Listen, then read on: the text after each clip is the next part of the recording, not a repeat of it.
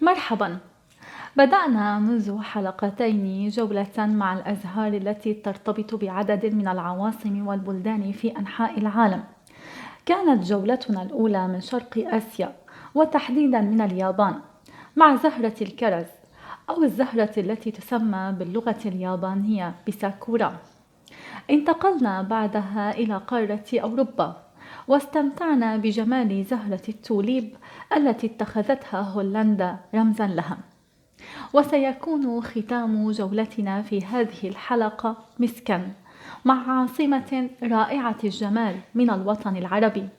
سيكون ختام جولتنا مسكن مع زهرة العواصم وعاصمة الزهرة البيضاء.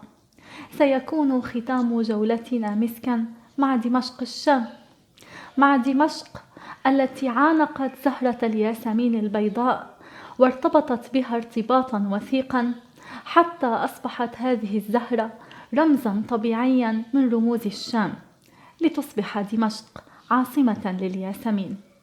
أهلا بكم في هل تعلم مع هديل.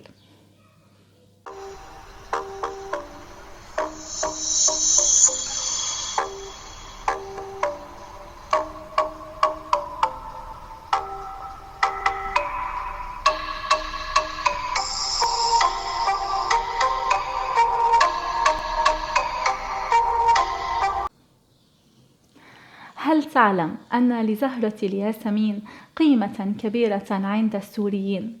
نراها تزين غوطة دمشق ونراها في كل بقعة من دمشق الشام. وهل تعلم أن زهرة الياسمين تعتبر أحد أهم المميزات الرئيسية للبيت الدمشقي القديم؟ فعندما يذكر البيت الدمشقي القديم تتداعى إلى الذاكرة مباشرة صورة البحيرة وقد زين الياسمين وجه الماء فيها، كما تتداعى صورة الجدران التي تغطيها شجيرات الياسمين الذي تضفي رائحته الزكية أجواء من الراحة والهدوء على الجلسات الشامية المسائية.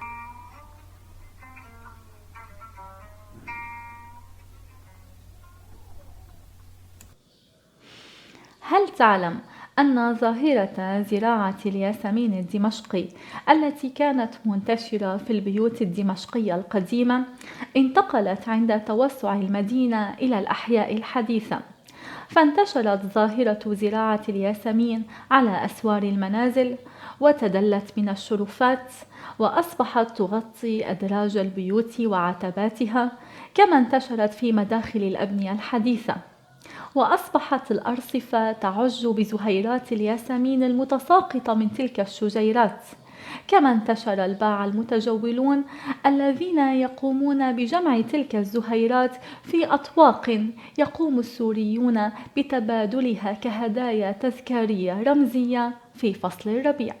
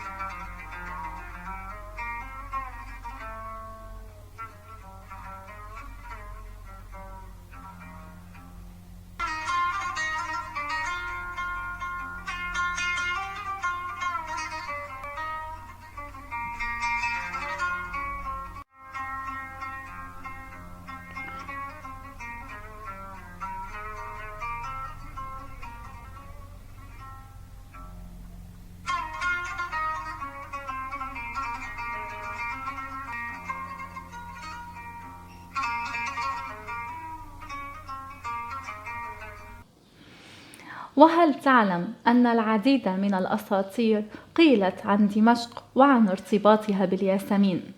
لعل من أجمل هذه الأساطير أن التاريخ قد تزوج شجرة ياسمين فأنجب دمشق لتصبح الشام عاصمة للياسمين.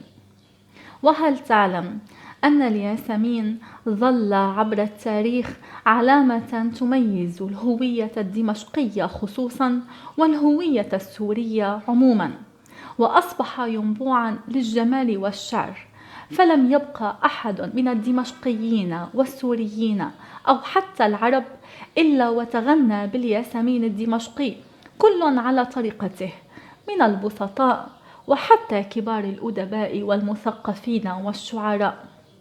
وتفوق في ذلك الشاعر الدمشقي نزار قباني، وهو الشاعر العاشق للشام، العاشق لمآذنها وبيوتها وأزقتها وياسمينها وقططها وعصافيرها وبحيرات بيوتها المزينة بالياسمين، وهو الذي أهدته دمشق أبجدية الياسمين على حسب تعبيره. ولعل من أجمل القصائد التي نظمها الشاعر الكبير نزار قباني عن دمشق القصيدة الدمشقية التي يتحدث فيها عن عشقه للشام وللياسمين الشامي، قائلا: هذه دمشق وهذه الكأس والراح، إني أحب وبعض الحب ذباح. أنا الدمشقي لو شرحتم جسدي لسال منه عناقيد وتفاح، ولو فتحتم شراييني بمديتكم سمعتم في دمي أصوات من راحوا. مآذن الشام تبكي إذ تعانقني، وللمآذن كالأشجار أرواح، للياسمين حقوق في منازلنا، وقطة البيت تغفو حيث ترتاح. طاحونة البن جزء من طفولتنا، فكيف أنسى وعطر الهال فواح. هنا جذوري، هنا قلبي، هنا لغتي، فكيف أوضح؟ هل في العشق إيضاح؟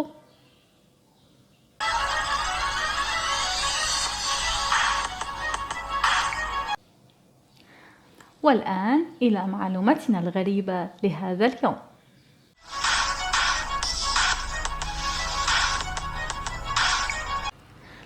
هل تعلم أن لدمشق عدة ألقاب، من أشهرها لقب الفيحاء، وقد لقبت دمشق بهذا الاسم لأن عطر الياسمين يفوح من كل بقاعها.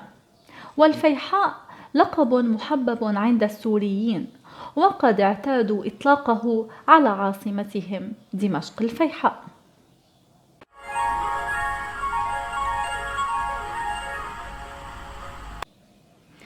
وفي ختام هذه الحلقة، وقبل أن أطرح عليكم سؤال اليوم، سأجيبكم عن سؤال الحلقة الماضية الذي كان: بماذا تتميز زهرة التوليب عن غيرها من الأزهار؟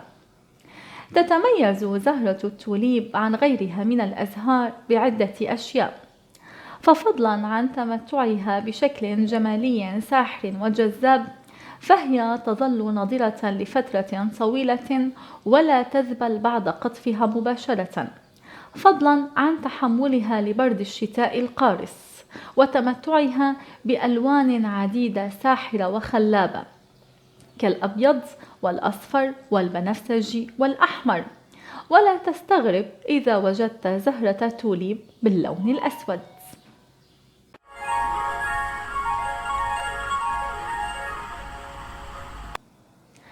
أما سؤال حلقتنا لهذا اليوم فهو: ما هي أشهر أنواع الياسمين وأفضلها؟ أرجو أن تكونوا قد استفدتم من المعلومات التي قدمتها لكم اليوم. إذا أردتم رؤية المزيد من المعلومات، أرجو منكم الاشتراك في قناة هل تعلم مع هديل، وذلك من خلال الضغط على مربع الاشتراك الأحمر وتفعيل الجرس ليصلكم كل جديد. إلى اللقاء.